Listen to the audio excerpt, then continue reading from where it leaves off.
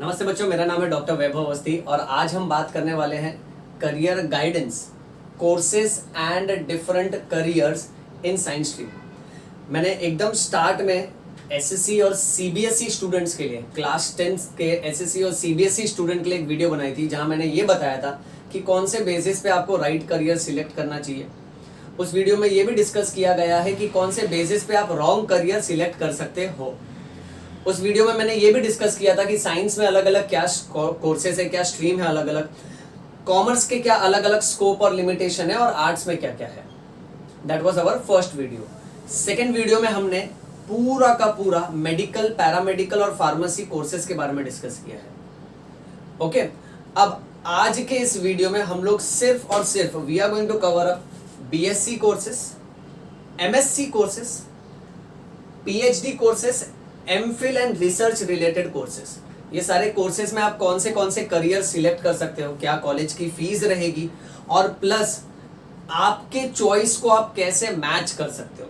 ऐसी बहुत सारी फील्ड है जो एग्जिस्ट करती है जो हमको पता भी नहीं होता है, वो सब हम इस वाले सेशन में डिस्कस कर लेंगे। चलिए बेसिक पॉइंट से शुरू करते हैं। अब बीएससी का फुल फॉर्म क्या होता है? बीएससी का फुल फॉर्म है बैचलर ऑफ साइंस, जो कि अपने आप में 12th स्टैंडर्ड के बाद 3 साल का कोर्स होता है। रीजंस टू सिलेक्ट बीएससी, अक्सर लोग बीएससी क्यों सिलेक्ट करते हैं? अब इसमें फर्स्ट रीजन ये है कि it is not the first choice.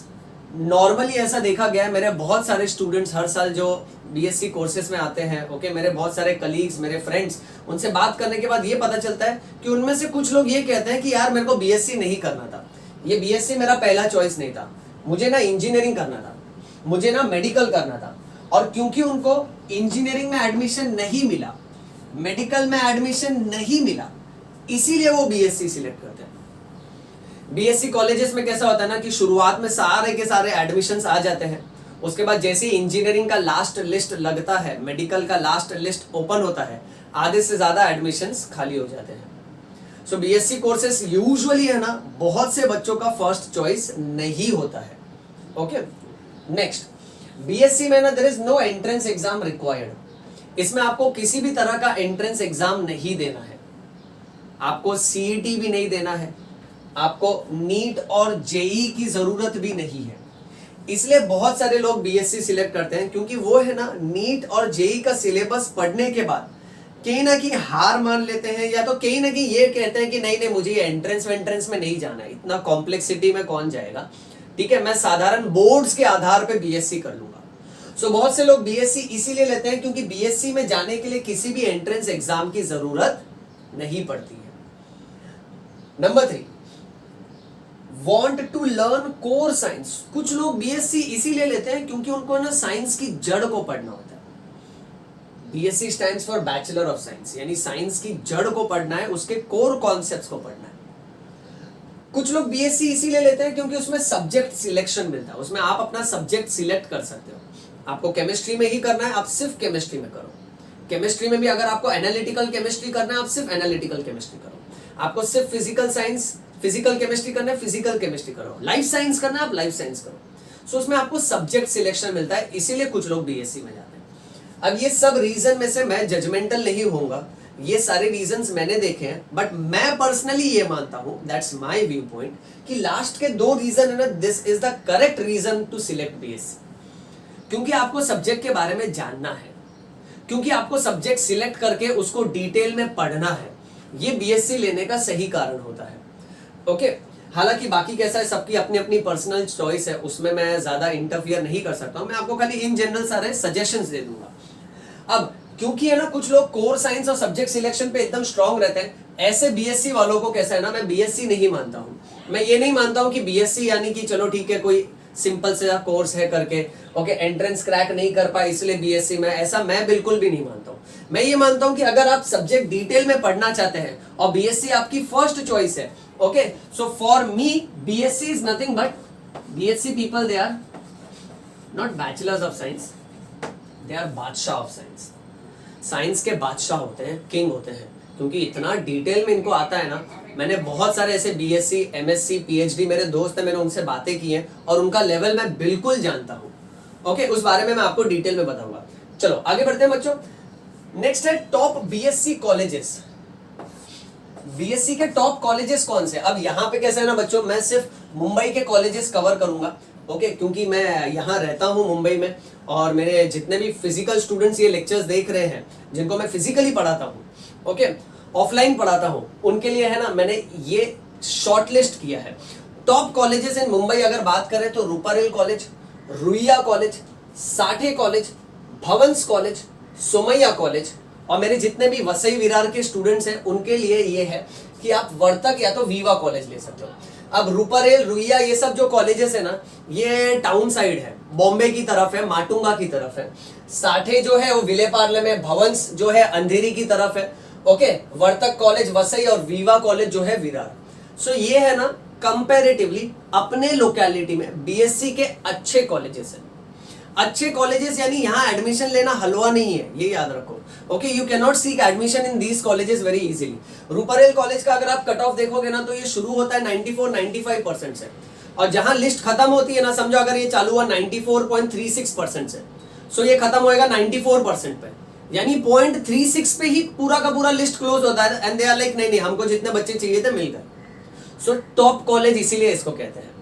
अब बात ऐसी है कि मेरे जो बहुत सारे ऑनलाइन स्टूडेंट्स हैं, जो हमारे परिवार के साथ जुड़े हैं, जो मेरे प्यारे से चैनल के साथ जुड़े हैं, ओके, आप लोगों के लिए मैं ये सजेस्ट करूंगा कि आप लोग अपने लोकेलिटी के हिसाब से ना टॉप कॉलेजेस गूगल कर लीजिए। गूगल बाबा को बोलो कि गूगल टॉप बीएससी कॉलेज, चल गूगल सो गूगल उगल देगा कि क्या क्या कॉलेजेस आपके एरिया में बेस्ट है। ओके, मैं आपको क्या करूंगा ना, मैं आपको बीएससी से रिलेटेड सारे गाइडलाइंस दे देता हूँ। कॉलेज आप अपने एरिया के हिसाब से देख लो। जो मुंबई वसई विरार के स्टूडेंट्स हैं उनके लिए बेस्ट कॉलेजेस मैंने शॉर्टलिस्ट कर दिए हैं। अब बात ऐसी है कि इन कॉलेजेस की फीस कितनी होती है। ये कॉलेजेस में अप्रोक्सीमेटली मैंने ऐसा देखा है कि 1 साल की फीस पर ईयर कुछ कुछ कॉलेजेस में 15,000 होती है, कुछ कुछ कॉलेजेस में 30,000 होती है, और जो अच्छे कॉलेज होते हैं ना, जैसे रूपारेल है, रुइया कॉलेज है, उधर कम से कम 70 से 80,000 रुपया फीस होती है 1 साल की।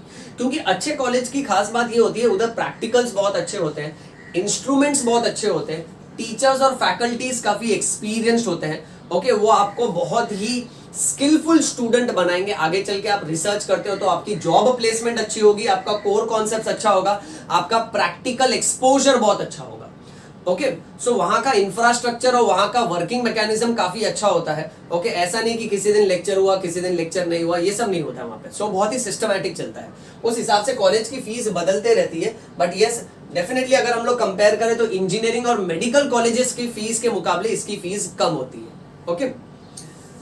आगे नेक्स्ट इंपॉर्टेंट पॉइंट हमको ये याद रखना है कि बीएससी में कैसा है ना कि कोई स्पेसिफिक नोट्स नहीं होता है, ओके। यहाँ पे है ना सब लोग रेफरेंस बुक पढ़ते हैं। सो कॉलेज के टीचर्स क्या करेंगे ना, आपको कोई स्पेसिफिक बुक या टेक्स्ट बुक नहीं बताएंगे, उसमें रेफरेंस बुक होती है, आपको लाइब्रेरी से वो रेफरेंस बुक रिफर करना होता है, वो पढ़ना होता है। और इसमें कोई भी तरह का है ना कोई कोचिंग क्लासेस, कोई नोट्स वगैरह नहीं होता है। इसमें आपको अपना नोट्स खुद बनाना पड़ता है, अपना फ्लो चार्ट खुद बनाना पड़ता है। अच्छे अच्छे टीचर्स के दिमाग में जो सारे कॉन्सेप्ट्स है जो क्लासरूम में बताते हैं या प्रेजेंट करते हैं ना क्लास में, आपको सारे के सारे पॉइंट्स जॉट डाउन करने पड़ते हैं और अपना नोट्स खुद बनाना पड़ता है। सो अगर आप कोर साइंस पढ़ना चाहते हैं, सब्जेक्ट सिलेक्शन आपका एकदम स्पेसिफिक है कि मुझे ये सब्जेक्ट में घुस जाना है और मेरे हिसाब से पढ़ना है, आप अपना नोट्स बनाने की हुनर रखते हैं तो आप बीएससी ले लो, ओके। आपको आगे कोई तकलीफ नहीं आएगा, आप इस साइंस में निखर के आओगे। अब बीएससी के ना सबसे मेन बात ये होती है, ये बच्चे इतना लिखते हैं ना, इसमें नोट्स बहुत बनाना होता है, एक्सटेंसिवली नोट्स बनाना होता है। सो इसीलिए आपका कोई भी बीएससी का फ्रेंड होगा ना, अगर उसका बर्थडे है या फिर उसकी शादी है ना, तो आप उसको क्या गिफ्ट करो, आप उसको गिफ्ट करो ढेर सारा पेन, ढेर सारा पेंसिल, ढेर सारा उसको books, notebooks, rough books, foolscap pages, ये सब गिफ्ट कर दिया करो, ओके, क्योंकि ये सब उसके काम आएगा। Moving on, next, good BSc colleges का कट ऑफ कितना होता है। जो अच्छे कॉलेजेस होते हैं ना, उसमें एडमिशन पाने के लिए आपका एग्रीगेट परसेंटेज 85 के ऊपर होना चाहिए। It should be 85% and above. अब ये बात याद रखो, एग्रीगेट परसेंटेज का मतलब होता है एग्रीगेट यानी ऑल सब्जेक्ट्स। सो इसमें आपका लैंग्वेजेस भी गिना जाएगा, आपका हिंदी है, मराठी है, इंग्लिश है, ये सब गिना जाएगा। सारे सब्जेक्ट्स का मिला के आपका ओवरऑल परसेंटेज 85 या 85 के ऊपर होना चाहिए, तो ही आपको अच्छा बीएससी का कॉलेज में एडमिशन मिलेगा। Next, this percentage does not include only PCM और पीसीबी। अक्सर साइंस स्ट्रीम में कैसा होता है ना, इंजीनियरिंग वाले पीसीएम पे फोकस करते हैं तो उनके पीसीएम में अच्छे मार्क्स आते हैं, उनका इंग्लिश में कम मार्क्स आया चलेगा, हिंदी में कम मार्क्स आया चलेगा, पर पीसीएम स्ट्रांग रहता है। जो मेडिकल के स्टूडेंट्स होते हैं उनका पीसीबी स्ट्रांग रहता है, उनका पीसीबी में परसेंटेज अच्छा आता है, मार्क्स अच्छा आता है, बट बाकी के लैंग्वेज ये सब में इतना ध्यान नहीं देते हैं। बट अगर आपको बीएससी करना है वो भी अच्छे कॉलेज से, तो आपका ओवरऑल परसेंटेज सारे सब्जेक्ट्स का मिला के एवरेज परसेंटेज 85% या उससे ज्यादा होना चाहिए। अब ओवरऑल परसेंटेज को बूस्ट अप कैसे करें, क्योंकि क्या लैंग्वेजेस आपका मार्क्स खा जाएगा। ओके, और अगर आप इंजीनियरिंग मेंटालिटी वाले स्टूडेंट है ना, टेक्निकल चीजों में ज्यादा हो, मशीन्स में ज्यादा हो, सॉफ्टवेयर में ज्यादा हो, ओके, खास करके अगर आप सॉफ्टवेयर इंडस्ट्री से हैं तो आप ना बायोलॉजी मत लीजिएगा, ओके, आप बाइफोकल लेना। अब बाइफोकल में कैसा है ना, या तो आप आईटी ले लो या तो कंप्यूटर साइंस ले लो। सो इसके हिसाब से आपको 100 मार्क्स या तो 200 मार्क्स का सिर्फ प्रैक्टिकल होता है, और उसमें 200 में से 200 तो आराम से मिल जाता है। ज्यादा से ज्यादा 195, 196, 3-4 मार्क्स शायद कट होते हैं, बराबर ध्यान दिया ना तो उसमें मैक्सिमम मार्क्स आता है। सो उससे ओवरऑल परसेंटेज बढ़ जाता है। अब इसके बदले अगर आप बायोलॉजी लेते हैं या फिर कोई और सब्जेक्ट या लैंग्वेज लेते हैं तो आपका मार्क्स कम होता है, इसलिए आप बाइफोकल या आईटी लेते हैं। अगर आप इंजीनियरिंग डिपार्टमेंट से हैं तो बेटर है। अगर आप मेडिकल डिपार्टमेंट से हैं और आपको लग रहा है कि मैथ्स के वजह से आपका मार्क्स कम हो रहा है तो आप साइकोलॉजी ले सकते हो। ओके, साइकोलॉजी भी अपने आप में एक बहुत अच्छा ऑप्शन बन जाएगा। लैंग्वेजेस की वजह से मार्क्स कम हो रहा है तो आप आईटी ले सकते हो, क्योंकि आईटी में आप फुल मार्क्स स्कोर कर सकते हो। ठीक है, आगे बढ़ते हैं। अब ये 2 सेक्शन है ना, बहुत ही सोच समझ के मैंने ये बनाया है बच्चों। ओके, ये 2 सेक्शन है ना, आपको मेजॉरिटी एक्सपोजर दे देगा इस सेशन का। ओके, अब इस वाले सेक्शन में हमने ये ग्राफ बनाया जहां एक्स एक्सेस पे हमने ये दिखाया कि कितना साल लगेगा 12वीं के बाद, 12 साइंस के बाद कितना साल लगेगा, और वाई एक्सेस पे हमने दिखाया सैलरी पर ईयर, एक साल में कितना पगार मिलेगा। अब 12वीं के बाद अगर मैं बीएससी करता हूं ना तो मुझे 3 साल लगेगा। ओके, 12वीं के बाद 3 साल में मेरा बीएससी कंप्लीट हो जाएगा, और बीएससी कंप्लीट होने के बाद मेरे को 1 साल का सैलरी 1 से 2 लाख रुपया मिलेगा अगर मैं फ्रेशर हूं तो। ओके, और अगर मेरे पास एक्सपीरियंस है, थोड़ा कंपनी में काम किया है, मैंने कुछ कंपनी में 6 महीना, साल, 2 साल काम किया, दूसरे कंपनी में चले गया, अगर मैं एक्सपीरियंस्ड हूं ना तो मुझे 2 से लेके 4 लाख रुपया मिलेगा 1 साल का। हाँ, 1 साल का। सो ये बहुत कम पैसे होते हैं। अब इतना अगर 1 से 2 लाख रुपया अगर हम लोग 1 साल का बोले तो लगभग महीने का 10,000, 15,000 रुपया होता है, और 10-15 हजार में घर चलेगा नहीं। इसीलिए मैं आपसे ये सजेस्ट करता हूं कि कभी भी बीएससी करके जिंदगी में बैठ मत जाना। बीएससी कर लो, बैठ जाओ, हाँ पढ़ लिया हमने, डिग्री आ गई, बिल्कुल भी गलत। आज का जमाना स्पेशलिटी उसका भी नहीं है, सुपर स्पेशलिटी का है। लोग एमबीबीएस करने के बाद एमडी करते हैं, एमडी करने के बाद डीएम करते हैं। सो बीएससी करके अगर आप बैठ जाओगे तो आपका गुजारा नहीं होगा। सो आपको ऐसा महसूस होगा कि मेरी डिग्री किसी काम की नहीं है। इसीलिए मैं आपको सजेस्ट करता हूं, अगर पढ़ोगे तो अंत तक पढ़ना। आपके फील्ड में जो लास्ट डिग्री पॉसिबल है ना, वहां तक पढ़ने का। मैं बताता हूं क्या करना है आपको। सो 3 साल आप 12वीं के बाद बीएससी कंप्लीट कर लो, और बीएससी करने के 2 साल बाद, ओके, 2 साल लगेगा, फिर आपका क्या पूरा हो जाएगा, आपका एमएससी पूरा हो जाएगा। MSc stands for masters of science. BSc was bachelor of science, MSc is master of science. MSc करने के बाद जहां आपको साल का 1 से 2 लाख रुपया मिल रहा था, अब आपको साल का मिलेगा 2 से 4 लाख रुपया अगर आप फ्रेशर हो तो, और अगर आप एक्सपीरियंस्ड हो तो आपको 5 से लेके 9 लाख रुपए मिलेंगे 1 साल के। ये आपकी पगार होगी। बट मैं आपसे कहता हूं, अब एमएससी करने के बाद भी ना आप और 2 साल पढ़ाई करो, 2 साल पढ़ाई करो, और आप क्या कर लो, आप कर लो बीएड, बैचलर ऑफ एजुकेशन, और 2 साल के बाद और 2 साल पढ़ाई कर लो और आप कर लो एमएड। ओके, सो 2 साल बीएड करने में चले जाएगा, 2 साल एमएड करने में चले जाएगा, और एक बार बीएड या एमएड हो गए ना तो आप टीचिंग फैकल्टी बन सकते हो, आप टीचिंग लाइन में आ सकते हो। अब टीचिंग लाइन में बहुत सारे लोग जो खुद को बोलते हैं ना, मैं प्रोफेसर हूं, कोचिंग लाइन में सब लोग बोलते हैं ये प्रोफेसर टीचर, वो सब प्रोफेसर्स नहीं होते हैं। असलियत में प्रोफेसर टाइटल बहुत बड़ा टाइटल है। प्रोफेसर उन लोगों को कहा जाता है जो लोग डिग्री कॉलेज में पढ़ाते हैं। डिग्री कॉलेज यानी जैसे इंजीनियरिंग कॉलेज में पढ़ाते हैं, मेडिकल कॉलेज में, एमबीबीएस कॉलेज में, आयुर्वेदा कॉलेज में, होम्योपैथी कॉलेज में, डेंटल कॉलेज में, इलेक्ट्रॉनिक इंजीनियरिंग कॉलेज में, बीएससी कॉलेजेस में जो पढ़ाते हैं उनको हम प्रोफेसर बोलते हैं। अब इसमें भी कैसे रहता है ना कि इसमें जो लोअर पोस्ट होती है उसको लेक्चरर बोलते हैं। सो पहले आप लेक्चरर बनते हो, लेक्चरर के बाद जब आप उस डिपार्टमेंट के एक्सट्रीम लेवल के टीचर बन जाते हो ना, तब आप प्रोफेसर कहलाते हो। और उसके बाद भी अगर आप चाहो तो आप यूनिवर्सिटी में एचओडी बन सकते हो, हेड ऑफ डिपार्टमेंट बन सकते हो। और उसके बाद भी अगर आप चाहो ना तो मुंबई यूनिवर्सिटी में आप वाइस चांसलर बन सकते हो। सो इस तरह से आप टीचिंग लाइन में आगे बढ़ सकते हो। सो अगर आपको टीचिंग लाइन में इंटरेस्ट है तो आप बीएड या तो एमएड करिए। बीएड और एमएड करने के बाद अगर आपको सरकारी सेटअप में पढ़ाने मिल गया तो आपका लाइफ सेट है। ओके, वहां पे कैसा होगा ना कि ओवरऑल अगर आप टीचिंग फील्ड में आते हैं, सो बीएड और एमएड करने के बाद आप फ्रेशर है तो 3 से 6 लाख रुपया कमाएंगे साल का। और अगर आप थोड़े एक्सपीरियंस्ड हो गए ना तो 6 से 8 लाख रुपया कमाओगे साल का। यानी महीने का कम से कम 50,000 से लेकर 70,000 तक आपका फिक्स हो गया। अब देखो आपने इन्वेस्ट कितना किया था, आपका सालाना फीस कितना था, लगभग 15 से लेकर 30,000 के बीच में। बट यहां आपका सैलरी इंप्रूव हो रहा है। बट मैं तो आपसे ये कहूंगा कि ये करने के बाद भी रुकना नहीं जिंदगी में। या तो आप एमफिल कर लो, that is masters of philosophy, या तो पीएचडी कर लो। फिलोसफी डॉक्टर, रादर ऐसे पढ़ो, डॉक्टर ऑफ फिलोसफी, ये इसका फुल फॉर्म है। मजाक में हम बोलते हैं PhD is passed with high difficulty बड़े मुश्किल से पास हुआ। अब ये पीएचडी या एमफिल करने में ना आपको और 2 से 4 साल चले जाएंगे कम से कम। इसमें है ना 24 महीने तो लगते ही है।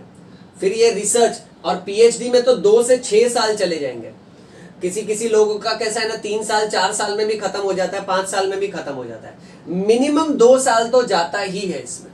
ओके, सो ये अगर आपने कर लिया ना, खास करके पीएचडी, तो आपके नाम के आगे टाइटल लगता है डॉक्टर। अब ये जो डॉक्टर होते हैं ना, ये डॉक्टर दवाई नहीं देते, ये अलग किस्म के डॉक्टर होते हैं। अगर समझो किसी ने पीएचडी किया है डिटेल में और वो फिजिक्स पढ़ा रहा है, और आप जाके बोलोगे सर मेरे को मलेरिया हो गया, जरा इंजेक्शन दे दो, दवाई दे दो, तो वो आपको ऐसा फेंकेगा ना टेरेस पे से और ग्रेविटेशनल फोर्स समझाएगा आपको बोलेगा मैं डॉक्टर उस एंगल का नहीं हूं, मेडिकल डॉक्टर नहीं हूं। पीएचडी करने के बाद भी लोग नाम के आगे डॉक्टर लगाते, तो वो डॉक्टर नहीं होते। वो इस बात को दर्शाता है, ये डॉक्टर की उपाधि इसीलिए दी है कि भाई ये अपने सब्जेक्ट में एक्सट्रीम हो गया एकदम। ओके, आगे मैं आपको समझाता हूं। अब देखो ध्यान से, अगर आपने पीएचडी कर ली ना तो आपको साल का 6 से 10 लाख रुपया मिलेगा अगर आप फ्रेशर हो तो, और थोड़ा एक्सपीरियंस जमा कर लिया ना सो 10 से 20 लाख रुपया कमाओगे आप। इमेजिन 10 से 20 लाख रुपया एक साल का, यानी महीने का कम से कम 1.5 से 2 लाख रुपया तो आप आराम से कमाओगे। खाली कैसा है ना, थोड़ा समय जाएगा आपके जिंदगी का, बट एक बार लाइफ सेट हो गया ना तो कोई पीएचडी वाला ऐसा नहीं है कि अनएम्प्लॉयड घूम रहा है, बिना नौकरी के घूम रहा है। ओके, सो यहाँ पे कैसा है ना लाइफ सेट हो जाता है। अब बात ऐसी है कि अगर हम इसको समझने की कोशिश करें right since our 10th standard, अगर आप क्लास 10th एसएससी या सीबीएसई बोर्ड से करते हो तो आपके पास बहुत सारे सब्जेक्ट्स होते हैं।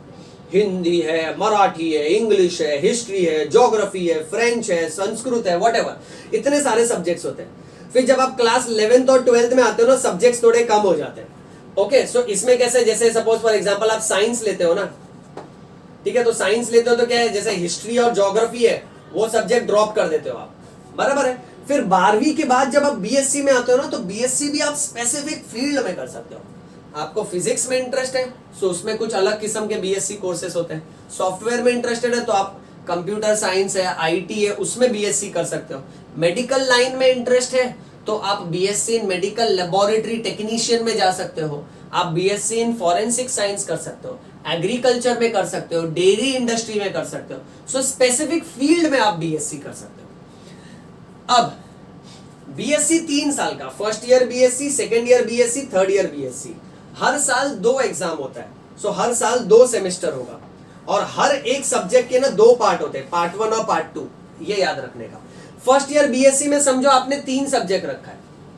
ओके, अब जैसे ही आप सेकेंड ईयर बीएससी में आओगे ना तो एक सब्जेक्ट आपको ड्रॉप करना पड़ेगा, you will have to drop one subject. So जैसे सपोज फॉर एग्जांपल मैंने जूओलॉजी, बॉटनी, बॉटनी यानी स्टडी ऑफ प्लांट्स, जूओलॉजी यानी स्टडी ऑफ एनिमल्स, मैंने जूओलॉजी, बॉटनी और केमिस्ट्री रखा। फिर मैंने फर्स्ट ईयर पढ़ाई किया, मैं बोला यार केमिस्ट्री इतना मुझे समझ नहीं आ रही है। सो सेकेंड ईयर में आके मैं बोलूंगा मुझे बायोलॉजी अच्छा समझ में आ रही है, सो मैं केमिस्ट्री ड्रॉप कर दूंगा। तो सेकेंड ईयर में मैं रखूंगा बॉटनी और जूओलॉजी। फिर थर्ड ईयर में आऊंगा ना तो ये दोनों में से भी एक सब्जेक्ट ड्रॉप करना पड़ेगा और जो मेरा फेवरेट सब्जेक्ट है ना वो रखना पड़ेगा। सो थर्ड ईयर में आते आते कैसे देखो सब्जेक्ट और कम हो गया। 10वीं में इतने सारे सब्जेक्ट्स, 11वीं 12वीं में कम, फर्स्ट ईयर बीएससी में कम, सेकेंड ईयर बीएससी और कम, थर्ड ईयर बीएससी और कम। थर्ड ईयर बीएससी में समझो मैंने लास्ट में पहुंचते पहुंचते सिर्फ केमिस्ट्री रखा और मैंने केमिस्ट्री पढ़ लिया डिटेल में। फिर बीएससी करने के बाद जब मैं अगर एमएससी करूंगा ना तो एमएससी में सिर्फ केमिस्ट्री में मैं करूंगा और उसके बाद पीएचडी। अब कैसे है, बीएससी के बाद केमिस्ट्री के भी देखो 4 सेक्शन होते हैं। जैसे ऑर्गेनिक केमिस्ट्री जो कार्बन और कार्बन कंपाउंड से रिलेटेड होता है, ये सब आप जानते हो। फिर एक होता है फिजिकल केमिस्ट्री, एक होता है एनालिटिकल केमिस्ट्री और एक होता है इनऑर्गेनिक केमिस्ट्री। सो इसमें से अगर समझो फॉर एग्जांपल मुझे सिर्फ ऑर्गेनिक केमिस्ट्री में इंटरेस्ट है, सो कैसे ना मैं एकदम स्पेसिफिक पॉइंट पे पहुंचूंगा। तो मैं जब रिसर्च करूंगा ना तो मैं रिसर्च सिर्फ एक सब्जेक्ट के अंदर घुस जाऊंगा एकदम। कहां 10वीं में इतने सारे सब्जेक्ट थे, ठीक है, 11वीं 12वीं में कम हो गए, ओके 11वीं 12वीं में साइंस पढ़ा, फिर बीएससी में आते आते साइंस में लेट्स से बायोलॉजी और केमिस्ट्री पढ़ा, फिर बाद में मैंने है ना बायोलॉजी का एक सब्जेक्ट ड्रॉप कर दिया, दूसरा ड्रॉप कर दिया, फिर केमिस्ट्री के अंदर ऑर्गेनिक केमिस्ट्री में घुस गया, फिर उसमें रिसर्च किया। सो इसीलिए मैं बोलता हूं बीएससी मतलब बादशाह ऑफ साइंस। ये लोग को ना बहुत डिटेल में नॉलेज होती है।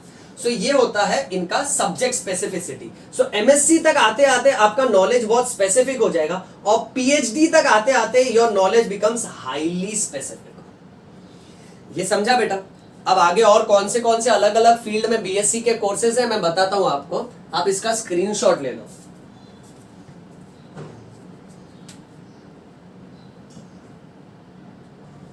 Alright, now let's continue.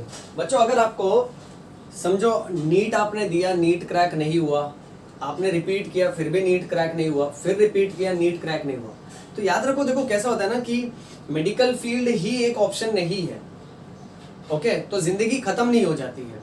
अब अगर आप हॉस्पिटल लाइन में ही काम करना चाहते हैं और बीएससी कोर्सेज में इंटरेस्टेड हैं जो हॉस्पिटल लाइन से रिलेटेड है, सो मैंने यहाँ पे टॉप 9 फील्ड लिख कर रखा है जो आप कर सकते हैं। आप कर सकते हो बीएससी इन माइक्रोबायोलॉजी। माइक्रोबायोलॉजी में सारे के सारे माइक्रो ऑर्गेनिजम्स के बारे में आपको पढ़ाया जाएगा। अभी कोरोना वायरस देखो न्यूली पैंडेमिक है जिसने पूरे वर्ल्ड को हैरान करके रखा है, ओके न्यूली इरप्टेड डिजीज है जिसकी वजह से पूरा का पूरा ग्लोबली वर्किंग जो है ना वो डिस्टर्ब हो गया है। तो आपको micro organisms, virus, fungus, amoeba, protozoa ये सब पढ़ाया जाएगा इसमें, ओके और ये करने के बाद ना कैसा ना कि इसमें आप आगे अगर बहुत डिटेल में पढ़ाई करोगे तो आप खुद का लेबोरेटरी भी ओपन कर सकते हो या तो लेबोरेटरी में असिस्ट कर सकते हो, काम कर सकते हो, ओके। फिर नेक्स्ट आप कर सकते हो बीएससी नर्सिंग। आप किसी भी हॉस्पिटल में नर्स बन सकते हो। जितना इंपॉर्टेंट रोल डॉक्टर का है उतना ही इंपॉर्टेंट रोल एक नर्स का होता है। कौन सा इंजेक्शन कैसे उसको है ना लोड करना है, कैसे पुट करना है, इंट्रावीनस लाइन, ओके ये पूरा का पूरा एक्सेस कैसे लेना है, ग्लूकोज का बोतल कैसे चढ़ाना है, ओके ये पूरा का पूरा नर्सिंग का काम। कौन से पेशेंट को क्या डाइट, कितने बजे, कौन सा टैबलेट, ये सब वुंड का ड्रेसिंग कैसे करना है वो सब नर्स मैनेज कर लेती है। सो आप नर्सिंग करो, किसी भी हॉस्पिटल में काम करो, एक्सपीरियंस ले लो, फिर काम करते करते छोटे छोटे क्लिनिक में काम करो, एक्सपीरियंस ले लो, हॉस्पिटल में चले जाओ, वार्ड्स में काम करो, आईसीयू में चले जाओ, आईसीयू में काम करो, हॉस्पिटल की हेड नर्स बन जाओ, बहुत पैसा मिलेगा। और तो और आप प्राइवेट प्रैक्टिस करो, बिल्डिंग में आजू बाजू में लोगों को पता चलेगा ये नर्स है, आधी रात को किसी को दर्द हो रहा है आपको बुला लेंगे, आप इंजेक्शन दे दो उसको। सो बीएससी नर्सिंग भी अपने आप में काफी अच्छा हॉस्पिटल लाइन से जुड़ा हुआ बीएससी का कोर्स है। नेक्स्ट अगर आप चाहो तो आप कर सकते हो BSc in forensic science. Forensic science हम सब ने ये सीरियल देखा है सीआईडी उसमें डॉक्टर सालुंके हैं, वो होता है forensic science. Forensic science India के हिसाब से, बट एक्चुअली में यहाँ आपको बहुत कुछ सिखाया जाता है, सीआईडी में तो इतना ज्यादा नहीं दिखाया है। फॉरेंसिक साइंस में आप ये पता लगाते हो what is the cause of death, okay इसको जहर देके मारा है कि ये कुदरती तौर पे मारा है, ओके फिर आपको अगर किसी की हड्डी मिल गई तो हड्डी से पहचानना है कि ये इंसान की है कि जानवर की है, मेल की है, फीमेल की है, कितनी उम्र है, कितने घंटे पहले इसकी मौत हुई, वो सब फॉरेंसिक साइंस में पढ़ाया जाता है। अपने आप में बहुत ही मस्त फील्ड है। उसमें आप human civilisation, human evolution, anthropology पढ़ सकते हो। उसमें आप टॉक्सिकोलॉजिस्ट बन सकते हो कि कौन सा केमिकल कितनी मात्रा पे देने पे डेथ हो सकती है, कौन सा केमिकल ज्यादा डोज में दे दिया तो जहर बन जाएगा, वो सब आएगा फॉरेंसिक साइंस में, जो कि मस्त फील्ड है। नेक्स्ट आप कर सकते हो बीएससी इन क्लिनिकल रिसर्च। देखो अभी कोविड है, तो कोविड के हिसाब से नया नया वैक्सीन डिस्कवर हो रहा है, और ये वैक्सीन की डिस्कवरी ओके ये सब का सब research work, clinical related research work, ये पूरा का पूरा यहाँ पर कंट्रोल होगा। ओके कौन सा केमिकल बेटर है, कौन सा केमिकल अब यूज नहीं करना चाहिए, उसका साइड इफेक्ट आ रहा है, ये सब। यानी डॉक्टर्स के पास जो नए जनरेशन की दवाइयां पहुंचती है ना, अब डॉक्टर 20 साल पहले एमबीबीएस करके बैठा है, 20 साल बाद कितनी दवाइयां बदल गई। मैंने जब मेरा मेडिकल ग्रेजुएट और पोस्ट ग्रेजुएट खत्म किया, तब मैंने जो दवाई पढ़ी थी अब वो दवाई नहीं दी जाती है, उसमें से बहुत सारी दवाई तो चली भी गई। ओके सो कौन सी नई दवाई आती है, पुरानी दवाई चली जाती है। सो बैकग्राउंड में ये टीम काम करती है, जिसको बोलते हैं clinical research. Next you can do BSc in medical records.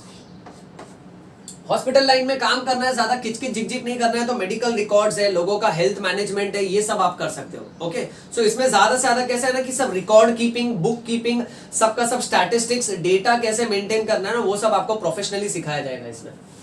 फिर नेक्स्ट एक होता है बीएससी इन मेडिकल एनाटॉमी। ये बहुत मस्त है। अगर आपको हॉस्पिटल लाइन में इंटरेस्ट है ओके राइट, तो आप एनाटॉमी पढ़ो। Anatomy study of internal structure. MBBS वालों को भी एनाटॉमी सब्जेक्ट आता है। यही वो सब्जेक्ट है जहां आपको बॉडी कट करने दिया जाएगा, आपको बॉडी के इंटरनल पार्ट्स पढ़ाए जाएंगे, हार्ट आपके हाथ में रख दिया जाएगा, ब्रेन आपके हाथ में रख दिया जाएगा। आप देखोगे अच्छा असलियत में ऐसा होता है, और ये सब्जेक्ट बहुत धमाल सब्जेक्ट है। Okay BSc in medical anatomy पढ़ सकते हो, या तो आप बीएससी इन फिजियोलॉजी कर सकते हो। Physiology is study of function. इसमें मैकेनिज्म सिखाया जाता है। एनाटॉमी में सिखाया जाता है जैसे गाड़ी है तो गाड़ी का पहिया है, स्टीयरिंग व्हील है, यानी कौन से पार्ट्स है। फिजियोलॉजी में सिखाया जाता है कि स्टीयरिंग ना डायरेक्शन बदलने के काम आता है। ओके पहिया जो है ना वो आपको है ना पूरा का पूरा मूवमेंट देता है। ये सब सिखाया जाता है, यानी फंक्शंस सिखाए जाते हैं, मैकेनिज्म सिखाए जाते हैं, that is physiology. Next you can do BSc in physician assistant.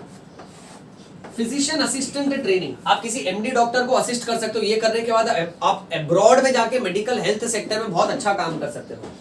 Then you can do BSc in public health. इसके अलावा एक और बीएससी कोर्स है फिजियोथेरेपी। फिजियोथेरेपिस्ट कसरत कराने के डॉक्टर होते हैं। ये मैंने मेरे मेडिकल लेक्चर्स में कहा था, उसमें बीएससी की ही डिग्री दी जाती है, बट नाम के आगे डॉक्टर लगता है। ओके बहुत से लोग लगाते हैं and it is okay also, because वो कैसे है ना, वो भी पेशेंट्स की मदद ही करते हैं। और फिजियोथेरेपी अपने आप में देखो, मैं ना कभी भी एक बात याद रखो, ये लोग कहते हैं, इस हिसाब से मैं आपसे कह रहा हूं, मैं क्या मानता हूं मैं बता देता हूं आपको। कोई भी काम, कोई भी फील्ड छोटा बड़ा नहीं होता। ओके ये पूरा एक फैमिली है। एक फील्ड के बिना ना दूसरा फील्ड एग्जिस्ट नहीं कर सकता। मैं जब मेरे हॉस्पिटल में जाता हूं ना, तो मेरे मामा मौसी स्टाफ क्लीनर जो है ना, उनके साथ बैठ के ही टिफिन खाता हूं, क्योंकि उनके बिना मैं काम नहीं कर पाऊंगा, मेरे बिना वो काम नहीं कर पाएंगे। तो ये सब एक परिवार होता है, this is a complete family. हम ये नहीं बोल सकते ना कि हार्ट अपना इंपॉर्टेंट है, लीवर इंपॉर्टेंट नहीं, सब अपना अपना रोल्स एंड रिस्पॉन्सिबिलिटीज फुलफिल करते हैं, ये याद रखो। ओके सो फिजियोथेरेपी कैसा होता है ना, कसरत कराने का डॉक्टर होता है। और फिजियोथेरेपी में अगर समझो किसी को पैरालिसिस हो गया है, या किसी का घुटने का आर्टिफिशियल नी रिप्लेसमेंट सर्जरी करवाया है, सो उसको कैसे एक्सरसाइज बताना है, उसके बॉडी पार्ट्स मसल्स को कैसे मूव करवाना है, बायोमैकेनिक्स क्या होता है, ये पूरा का पूरा फिजियोथेरेपिस्ट कवर कर लेता है। वेल अगर आपको हॉस्पिटल लाइन में नहीं इंटरेस्ट है, आपको जनरली प्लेन बायोलॉजी में इंटरेस्ट है, तो आप क्या क्या कर सकते हो बीएससी में। आप बायोलॉजी के पेपर 2 में इंटरेस्टेड हो, आपको सिर्फ एनिमल्स की पढ़ाई करना है, तो आप करो बीएससी इन जूलॉजी। अगर आपको सिर्फ प्लांट्स की पढ़ाई करना है, तो आप करो BSc in botany. Micro organism पढ़ना है, अभी बताया मैंने आपको, that is BSc in microbiology. Internal structure पढ़ना है, तो that is anatomy. Okay insects के बारे में पढ़ना है, कीड़ा मकोड़ा अगर आपको बहुत पसंद है ना तो आप एंटोमोलॉजी कर सकते हो। बर्ड्स के बारे में पढ़ना है, तो आप ऑर्निथोलॉजी कर सकते हो, that is study of birds. Okay cell के बारे में पढ़ना है, एक सेल क्या होता है, ओके वो सेल कैसे कैंसर बन जाएगा, कैंसर की पढ़ाई करना है, तो आप ऑन्कोलॉजी कर सकते हो।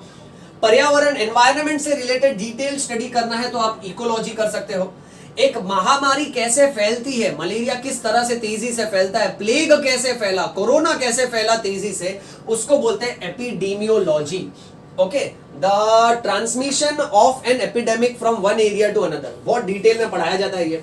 फिर अगर आपको मिल्क और मिल्क प्रोडक्ट्स में इंटरेस्टेड है, ओके आप इंटरेस्टेड हैं, तो आप डेयरी में कर सकते हो, आप बीएससी इन फिशरीज कर सकते हो, आप बीएससी इन सेरिकल्चर कर सकते हो। सिल्क का कपड़ा कैसे बनाया जाता है, नेचुरल सिल्कवर्म क्या है, ओके, क्या उसका मैकेनिज्म, क्या लाइफ साइकिल है, वो पूरा सिखाया जाएगा। अगर आपको जेनेटिक्स में इंटरेस्ट है कि कैसे एक जनरेशन से दूसरे जनरेशन में कैरेक्टर ट्रांसमिट होता है, अगर कोई डिफेक्टिव जीन है तो कैसे नेक्स्ट जनरेशन में जाएगा, उसको प्रेगनेंसी एडवाइस करना चाहिए कि नहीं करना चाहिए, अगर कोई बच्चा जेनेटिक डिफेक्ट के साथ पैदा होगा तो प्रेगनेंसी को टर्मिनेट कर देना चाहिए कि प्रेगनेंसी को कंटिन्यू करना चाहिए, कैसे जीन को रिप्लेस किया जा सकता है, ये सब कुछ आता है जेनेटिक्स में। DNA, RNA, chromosomes, characters, transmission, ये सब कुछ इसमें कवर किया जाएगा। इटियोलॉजी में you will study about the cause and transmission of disease. बीमारी किस वजह से होती है, वायरस है कि बैक्टीरिया है, ओके, कौन से वेक्टर के वजह से, मक्खी है, मच्छर है, किसके वजह से एक इंसान से दूसरे इंसान में फैलता है। तो इसमें इंफेक्शियस डिजीजेस, कम्युनिकेबल डिजीजेस और उसके वेक्टर बॉर्न डिजीजेस के बारे में पढ़ाया जाएगा। फिर एक होता है कि अगर आप चाहो तो आप है ना स्पेशलाइजेशन कर सकते हो फॉरेस्ट और नेशनल पार्क में। फॉरेस्ट और नेशनल पार्क में भी बहुत सारे ऑफिसर्स होते हैं जो ख्याल रखते हैं फॉरेस्ट और नेशनल पार्क और उनके एनिमल्स का, ओके, सो वो भी अपने आप में मस्त कोर्स है। आप चाहो तो बायो फोटोग्राफर बन सकते हो, जितने भी बायोलॉजिकल ऑर्गेनिज्म है उसका फोटोग्राफी कर सकते हो। अगर आप चाहो तो बॉटेनिकल गार्डन संभाल सकते हो। अगर आप चाहो तो न्यूरो साइंस कर सकते हो, नर्वस सिस्टम से रिलेटेड, न्यूरॉन से रिलेटेड, ब्रेन से रिलेटेड, स्पाइनल कॉर्ड से रिलेटेड। सबसे कमाल का the backbone of our India that is agriculture. Agriculture का मैंने यहाँ एक स्पेशल सेक्शन लिखा है। एग्रीकल्चर में आपको कहां कहां जॉब मिल सकता है, आप बतौर मैनेजर या तो असिस्टेंट मैनेजर के तौर पे आप काम कर सकते हो, ओके, टी इंडस्ट्री में, रबर इंडस्ट्री में, टीक इंडस्ट्री में, कोको, कॉफी। अब कॉफी कितना बिकता है अलग अलग मार्केट में, राइट, सो आप वहां पर काम कर सकते हो। तरह तरह का जो थैला और गोनी, रस्सी, सुतली जो बनती है ना, मोटी मोटी जूट की बनती है। तरह तरह का जो डाई होता है, कलरिंग एजेंट्स होता है, कपड़े के ऊपर जो कलर लगता है, बालों में जो कलर लगता है, okay, that is indigo industry. Paper, तरह तरह का मसाला, tobacco is used as fumigatory, it is used to supply fumes. Land की स्टडी कर सकते हो, मिट्टी की पढ़ाई कर सकते हो, जानवरों के रिप्रोडक्शन के बारे में पढ़ाई कर सकते हो। सो एग्रीकल्चर में भी बहुत सारे ऐसे जॉब अपॉर्चुनिटीज हैं। नेक्स्ट, फार्माकोलॉजिस्ट बन सकते हो। फार्माकोलॉजिस्ट में आपको ये पढ़ाया जाएगा, जैसे suppose for example let's say आप कोरोना में सुन रहे हो डोलो टैबलेट। अब डोलो टैबलेट होता है डोलो 650 यानी वो उसका पावर है मिलीग्राम, हर टैबलेट में आपको 650 मिलीग्राम मिलेगा। अब 650 मिलीग्राम डोलो टैबलेट जब आप खाते हो तो टैबलेट का आपके शरीर पर क्या असर है और आपके शरीर का उस टैबलेट के प्रति क्या रिएक्शन है, क्या इफेक्ट है और क्या साइड इफेक्ट है, ये सब का सब पढ़ाया जाता है फार्माकोलॉजी में, जो कि अपने आप में मेडिसिन से रिलेटेड बहुत ही कमाल का फील्ड है। आप किसी को डाइट ये सब के बारे में, न्यूट्रिशन के बारे में एडवाइस करना चाहते हो तो आप न्यूट्रिशनिस्ट बन सकते हो।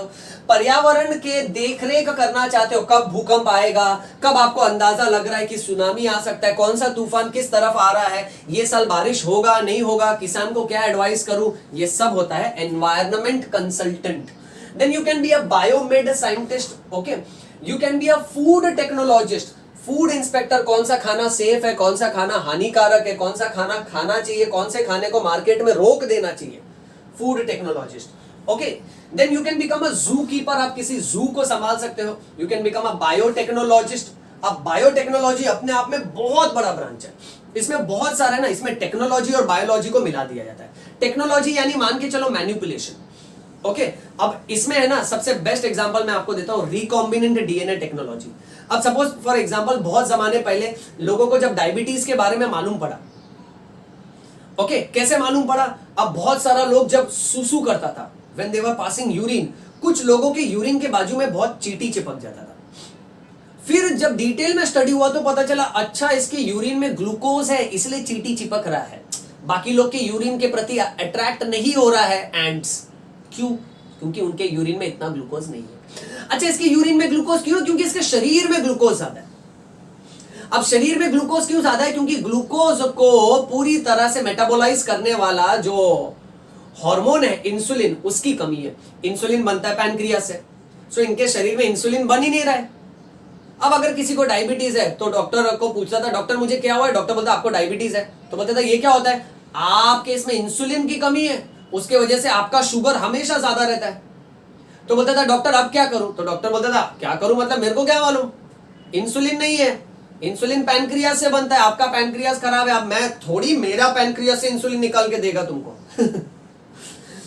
फिर जाके लोगों ने दिमाग लगाया कि किसी मरे हुए इंसान के पैनक्रियाज के सेल के अंदर गए, उसके न्यूक्लियस में गए, उसके क्रोमोसोम में गए, उसके डीएनए में गए, उसके जीन में गए और उसमें से इंसुलिन बनाने वाले जीन के टुकड़े को तोड़ के निकाल लिया। फिर एक बैक्टीरिया लिया, बैक्टीरिया के डीएनए के साथ उसको जोड़ दिया।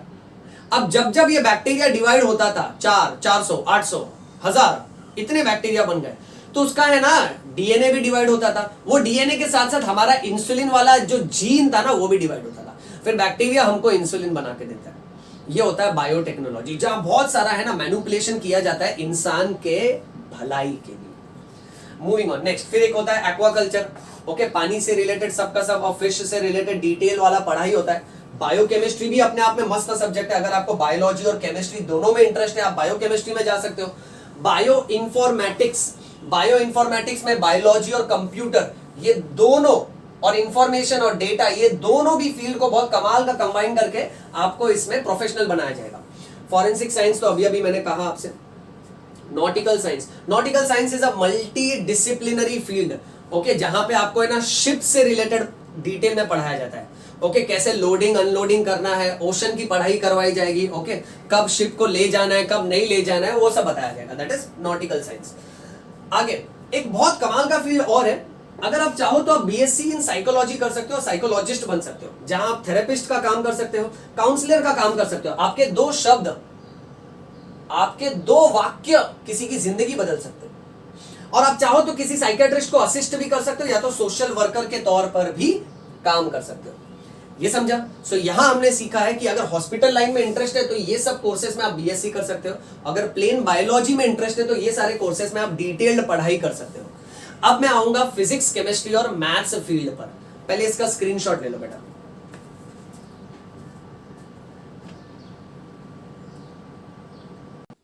ऑलराइट बेटा, now last part we are going to study now कि अगर हमको बीएससी केमिस्ट्री फील्ड में आगे बढ़ना है तो अलग अलग क्या करियर ऑप्शन है। सो हम लोग सबसे पहले ना पेस्टिसाइड्स और फर्टिलाइजर इंडस्ट्री में काम कर सकते हैं।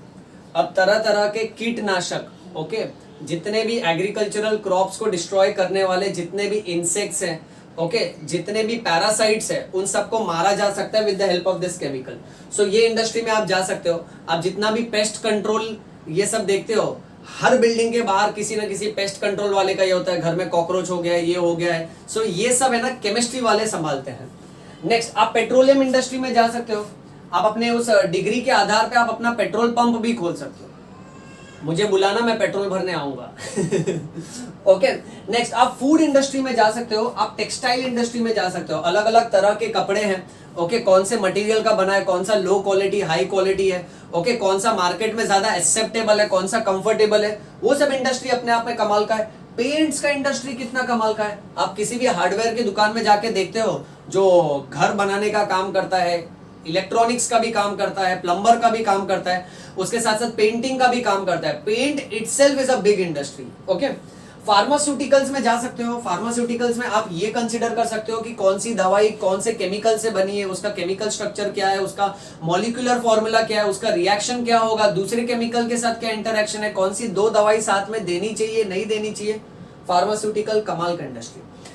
अलग अलग चीजों को कलर करना, डाई करना, जैसे अगर हम लोग कपड़े की बात करें तो कपड़े को डाई किया जाता है, हेयर डाई किया जाता है। सो सारे कलरिंग एजेंट्स तैयार करना, वो डाई इंडस्ट्री अलग है। पॉलीमर्स, तरह तरह के लॉन्ग चेन्स ऑफ कंपाउंड्स, जिसमें अगर हम बात करें टेरिकॉट, जहां टेरिलिन एक कंपाउंड है और कॉटन, ये दोनों का कॉम्बिनेशन है। ओके, सो सिल्क है, एक्रिलिक है, ऐसे अलग अलग तरह के मटेरियल और उनसे बने हुए कपड़े। ओके, सो पॉलीमर्स अपने आप में काफी अच्छा फील्ड है in terms of chemistry. So chemistry में और भी बहुत सारी फील्ड है जो आप फाइंड आउट कर सकते हो, पर कंपैरेटिवली ये 5 इंडस्ट्री में मेरे स्टूडेंट्स गए हैं and they are doing better. वैसे ही फिजिक्स में भी है ना 5 इंडस्ट्री कंसीडर कर लेते हैं बेस्ट वाली। Okay, space and astrology. Okay, हर किसी की तमन्ना होती है कि वो कभी ना कभी, पहले कैसा है ना, ऐसा लगता है कि भाई मैं अपना शहर छोड़ के बाहर घूमने जाऊं, फिर तमन्ना होती है कि भाई मैं अपना देश छोड़ के फॉरेन घूमने जाऊं। पर कहीं ना कहीं सबके दिल में होता है कितना अच्छा होता अगर हम लोग धरती छोड़ के दूसरे ग्रह पे जाते। सोचो बच्चों स्पेस और एस्ट्रोलॉजी के बारे में। ओके, तो जिसको उस टर्म्स में इंटरेस्ट है ना, वो लोग ये सेक्शन में काफी आगे बढ़ सकते हैं। नेक्स्ट, जियोफिजिक्स, जहां आप अर्थ सॉइल, उसका कंटेंट, उसके पार्टिकल साइज, ये सब की डिटेल्ड पढ़ाई करते हो, दैट इज जियोफिजिक्स। जियो यानी अर्थ। मीटीरियोलॉजी में जा सकते हो, वेदर डिपार्टमेंट, वेदर फोरकास्ट, समय से पहले अंदाजा लगा के बताना कि भाई अगले 24 घंटे में बारिश होगा, रेड अलर्ट है, घर से मत निकलिए, सेफ रहिए। सो मीटीरियोलॉजी भी अपने आप में कमाल का इंडस्ट्री है। आप फिजिक्स के साथ साथ हेल्थ केयर इंडस्ट्री में भी काम कर सकते हो। कैसे? आप डॉक्टर्स की जो भी मशीन देखते हो, सीटी स्कैन मशीन है, MRI machine, magnetic resonance imaging, ये पूरा का पूरा मैग्नेटिक और रेजोनेंस के कॉन्सेप्ट के ऊपर बेस्ड है। सोनोग्राफी का मशीन जो आप देखते हो, डॉपलर करके एक रिपोर्ट आता है, फिजिक्स में डॉपलर इफेक्ट पर बेस्ड है। सो ये सारे के सारी जो मशीन होती है ना, ये फिजिक्स वाले सब बनाते हैं। सो अब यहाँ सबसे कमाल की बात क्या है, सोचो, जस्ट इमेजिन करो कि वो बंदा जो फिजिक्स में एक्सपर्ट था, उसने इलेक्ट्रिक बल्ब बनाया। अब तब से लेके अब तक जितने भी बल्ब बिक रहे हैं ना मार्केट में, वो सारे बल्ब का जो भी पैसा, जो भी कमाई आती है ना, उसका एक हिस्सा उसको मिलेगा। सो क्यों ना आप भी आगे चल के हेल्थ इंडस्ट्री में या तो फिजिक्स इंडस्ट्री में कोई ऐसा एक इंस्ट्रूमेंट बना दो जो आने वाले पीढ़ी तक काम आएगा और उसका एक हिस्सा हमेशा प्रॉफिट का आपके परिवार को मिलेगा। कितनी कमाल की बात है। इसमें ना पैसा मत देखो, इसमें दिमाग देखो कि कितना दिमाग लगाया होगा उस इंसान ने। आज हम सबके घर पे पंखा है, लाइट है, बल्ब है, एसी है, टीवी है, तो किसी ना किसी ने तो इन्वेंट किया होगा ना, जो आज हमारे जिंदगी का हिस्सा हो गया है। ओके, आज हर हॉस्पिटल सेटअप में अगर आप देखोगे, डायग्नोस्टिक सेंटर में देखोगे तो सोनोग्राफी मशीन है, एक्सरे मशीन है। सो किसी ना किसी फिजिक्स के ही एक्सपर्ट ने उसको बनाया बेटा। सो ये याद रखना। मूविंग ऑन, आप एटॉमिक फिजिक्स पढ़ सकते हो डिटेल में, आप चाहो तो मॉलिक्यूलर फिजिक्स पढ़ सकते हो, या तो एनर्जी रिलेटेड कि किस तरह से इलेक्ट्रिसिटी बनती है फ्रॉम कोल, कोयले से, थर्मल पावर प्लांट, हम एनर्जी कैसे बनाए, इलेक्ट्रिसिटी कैसे बनाए, कैसे मोटर घूमेगा, कैसे जनरेटर से इलेक्ट्रिसिटी जनरेट होगी, पानी की मदद से हाइड्रोथर्मल पावर प्लांट्स कैसे बनाए हम लोग, विंड की मदद से, विंडमिल की मदद से इलेक्ट्रिसिटी कैसे जनरेट करें हम लोग, और तो और किसी हैवी एलिमेंट की वजह से, न्यूक्लियर एलिमेंट्स, यूरेनियम की वजह से हम कैसे एनर्जी रिलीज करें, मिसाइल बनाना, APJ Abdul Kalam, absolute respect I have for him, he is called as missile man of India. उसने इतना पढ़ाई किया और इंडिया के लिए इतनी मिसाइल्स बनाई है ना कि आज हमारा कंट्री एकदम सेफ और सिक्योर्ड है। अगर कोई हम पे अटैक करता है तो हमारे पास है उतने सारे वेपन्स। अब इसका ये मतलब नहीं है कि हम उसको डिस्ट्रक्शन के लिए यूज करेंगे, हम इसको डिफेंस के लिए यूज करेंगे। सो ये सब होता है। ओके, आगे बढ़ते। अगर आप मैथ्स के फील्ड में आगे बढ़ते हो तो आप एनालिसिस में जा सकते हो, चीजों को कैसे इंटरप्रीट करना है, कैसे अंडरस्टैंड करना है। स्टैटिस्टिक्स में जा सकते हो, counting is not easy, population counting, statistics, कितना बीमारी कहां फैल रहा है, कौन सा महामारी, ये गांव का क्या पॉपुलेशन है, यहाँ कितने एजुकेटेड लोग हैं, मेल्स कितने हैं, फीमेल्स कितने हैं, हर चीज का जो स्टैटिस्टिक्स और जो डेटा मिलता है ना, सोचो कितना डिफिकल्ट होगा। उसमें ये लोग कितना दिमाग लगाते हैं और कितना कैलकुलेशन तरीके से इसको ईजी कर देते हैं। और तो और क्रिप्टोग्राफर तो हम सब आजकल सॉफ्टवेयर इंडस्ट्री देख ही रहे। ओके, व्हाट्सएप है, ओके, तरह तरह के मैसेजेस आते हैं, फिर लिखा रहता है these messages are end to end encrypted. Okay, encrypted यानी छुपा के रखना, यानी आपका कोई इंफॉर्मेशन भाई कहीं बाहर ना निकल जाए। किस तरह से आपका इंफॉर्मेशन सिर्फ उसी के पास जाएगा और किसी के पास नहीं जाएगा, ये सब चीजें, ये सॉफ्टवेयर को प्रॉपर्ली रेगुलराइज करने का काम होता है क्रिप्टोग्राफर का। एक्चुअली अपने आप में ये लोग बहुत कमाल के होते हैं। ये लोग को maths, calculation, planning, analysis, future judgement, ये सबका बहुत अच्छा आइडिया होता है। ये फाइनेंशियल प्लानिंग के टर्म्स में आपको अच्छा गाइड करेंगे, कहां पैसे लगाने चाहिए, कहां पैसे नहीं लगाने चाहिए, क्या कैसे पैसे से पैसा बना सकते हो। फाइनेंशियल डॉक्टर्स होते हैं, ये आपके पैसे की रक्षा करेंगे और plus they will make it a point that कि अगर आप यहां से लोन लेते हो तो आपको नुकसान होगा, ये बैंक से लोन लेते हो तो आपको फायदा होगा। वो सारे पॉइंट्स है ना, ये लोग कंसीडर करते हैं। हालांकि इसमें और भी मल्टी डिसिप्लिनरी स्कोप है, और भी डिसिप्लिन में काफी ज्यादा स्कोप है, ये लोग काफी कमाल का काम करते हैं, दैट इज एक्चुअली। फिर आप मैथ्स बायो में भी जा सकते हो, that is applied maths. Maths को अप्लाई कर सकते हो बायो में, कितने माइक्रो ऑर्गेनिज्म है, क्या साइज है उसका, ओके, कितने लोग बीमार पड़े, कितने लोगों की कोरोना टेस्टिंग हुई, कितने लोगों की डेथ हुई, रोज कितने % लोग मर रहे हैं, 85% लोग रिकवर हो रहे हैं, 5% लोग क्रिटिकल हो रहे हैं, 10% लोग मॉडरेट है। ये सब का सब है ना, मैथ्स का एप्लीकेशन किया जाता है बायोलॉजी में। ओके, एंड लास्ट, ज्योमेट्री के आधार पे आप टोपोग्राफी तय कर सकते हो। ओके, कौन से लैंड में उबड़ खाबड़ है, कैसा स्पेरिकल शेप है, अंतरिक्ष में कोई चीज है उसका क्या शेप है, क्या डायमेंशन है, क्या मेजर करना है, क्या वॉल्यूम रहेगा, वो सब कुछ इसमें कवर हो जाता है in terms of geometry. So maths में ये सारे स्कोप है हमारे पास। फिर एक अलग स्पेशलाइज्ड फील्ड है, मुझे बहुत से लोग ने कमेंट सेक्शन में पूछा था कि सर आप पायलट के बारे में बताइए, फ्लाइंग के बारे में बताइए। सो एक बीएससी एविएशन करके होता है which is as good as commercial pilot only. But इसमें एक बात ये है ना बच्चों, अगर आपको पायलट बनना है ना तो आपका इंग्लिश बहुत स्मूथ होना चाहिए। Your English should be fluent, 17 साल की उम्र होनी चाहिए, and physics and maths is compulsory. इसमें फिजिक्स और मैथ्स कंपलसरी होता है, और इसमें ना आपका एक मेडिकल एग्जाम होगा फिटनेस के लिए।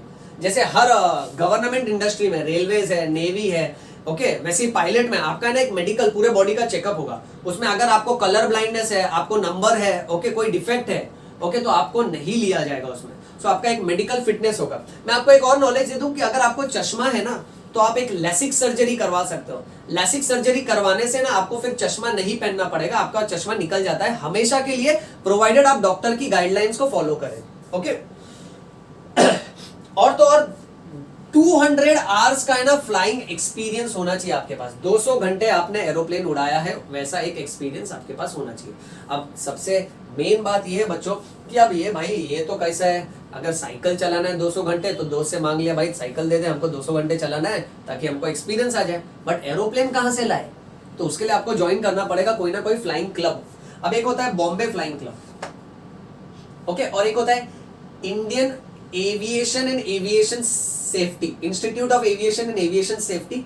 और ये बॉम्बे फ्लाइंग क्लब है ना, ये विले पार्ला में है। और institute of aviation and aviation safety ये गोरेगांव में, Thakur college also offers it Kandivali में। ओके, बट सबसे बेस्ट है ना पहला 2 वाला है।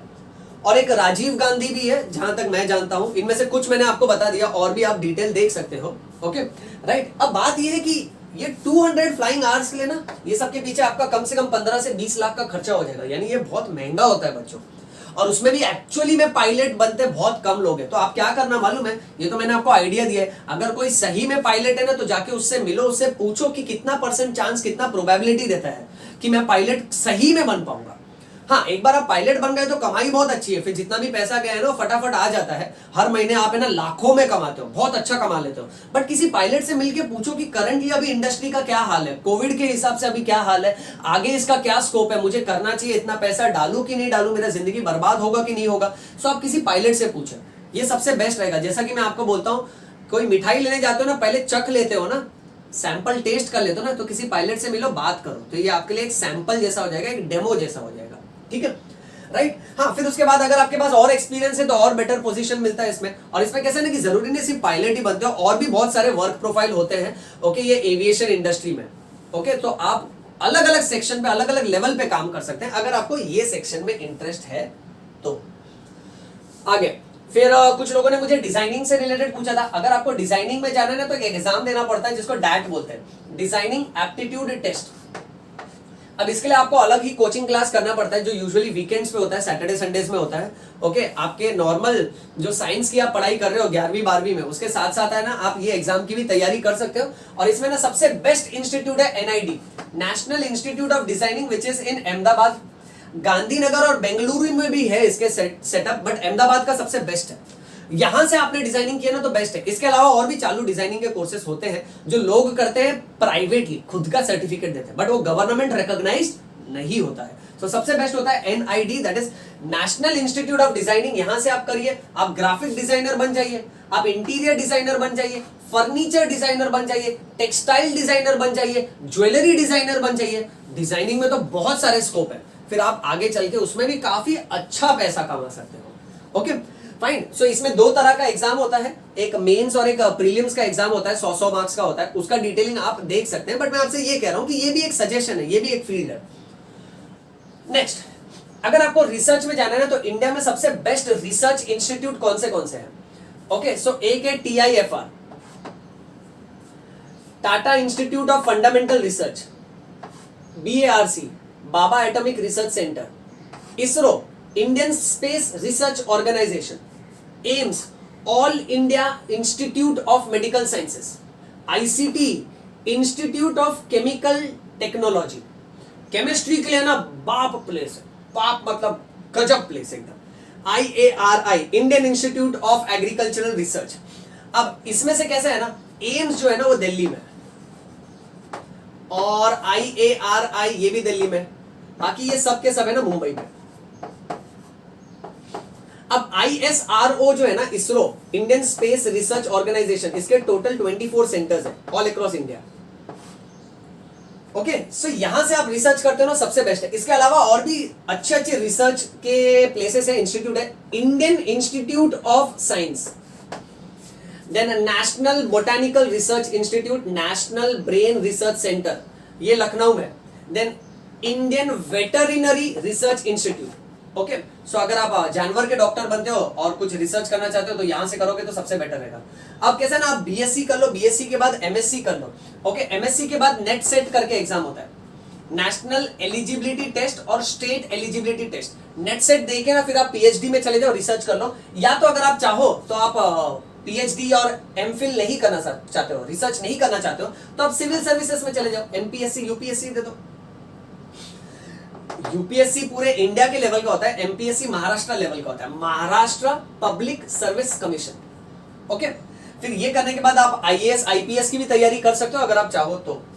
अच्छा सर, अगर मैं इतना सारा पढ़ाई करता हूं तो मुझे बहुत पैसे लगेंगे, तो कोई सरकार की तरफ से कोई मदद या स्कॉलरशिप है क्या? हाँ है। मैं 2 स्कॉलरशिप के बारे में बताता हूं, हालांकि और भी बहुत सारी स्कॉलरशिप है। एक होता है केवीपीवाई केवीपीवाई और दूसरा होता है जेआरएफ। केवीपीवाई जो है ना, मेरे एक स्टूडेंट ने दिया था और क्रैक किया था। इसका फुल फॉर्म है किशोर वैज्ञानिक प्रोत्साहन योजना।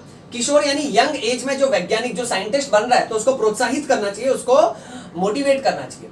अब इसमें कैसा है ना कि अगर आप 11वीं के बाद ये एग्जाम देते हो, आप 11वीं के बाद ये एग्जाम दे सकते हो, बट कैसा होता है ना, 11वीं के बाद सिर्फ 6 महीने का समय होता है और इसमें पूरा का पूरा जेई के सिलेबस के हिसाब से पूछा जाता है। सो 11वीं के 6 महीने बाद इसकी एग्जाम होती है। अब 6 महीने में आप पूरा जेई तो नहीं पढ़ पाओगे, क्योंकि जेई में कैसा होता है 11वीं 12वीं 2 साल का सिलेबस होता है, इसलिए ना अक्सर लोग इसको 12वीं के बाद देते हैं।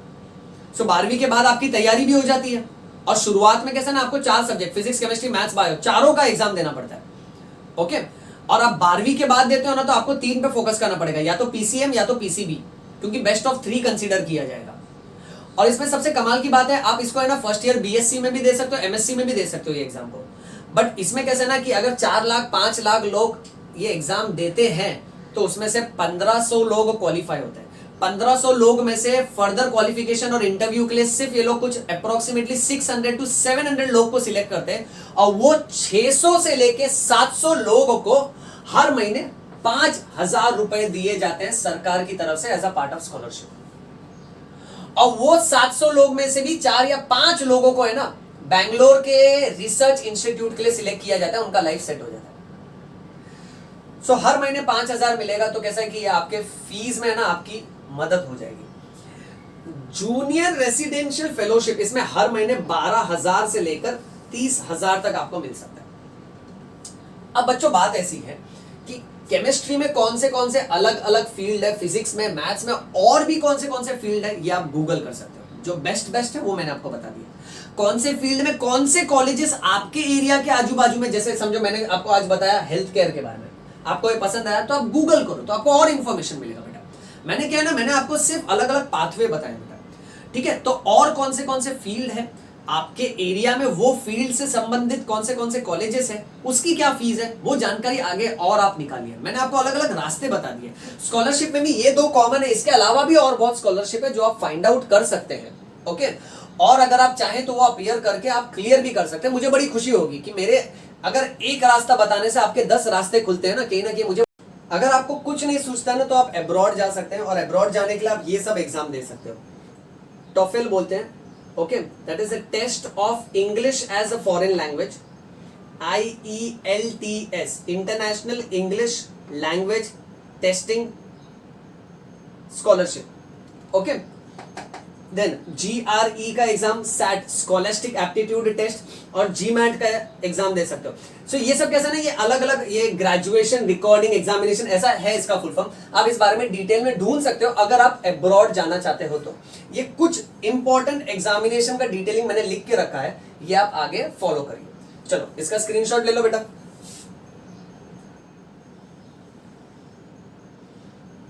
Done, alright. सो बच्चों ये था हमारा आज का पूरा सेशन, जहां हमने BSc, MSc, फिलोसफी, ओके यानी एमफिल और पीएचडी कोर्सेज के बारे में काफी डिटेल में बात किया है। मैं उम्मीद करता हूं कि ये सेशन से आपका बेनिफिट हुआ है। अगर आपका बेनिफिट हुआ है, आपको ये पसंद आया है, तो आप कमेंट सेक्शन में जरूर मुझे इस बारे में बताइएगा और मन लगा के पढ़ते रहो। जिंदगी में कभी हिम्मत मत हारिएगा। मैं चाहूंगा कि आप सबका भला हो, आप अपना बेस्ट वर्जन बनिए, लाइफ को एंजॉय करिए और खुशी से रहिए, सेहतमंद रहिए।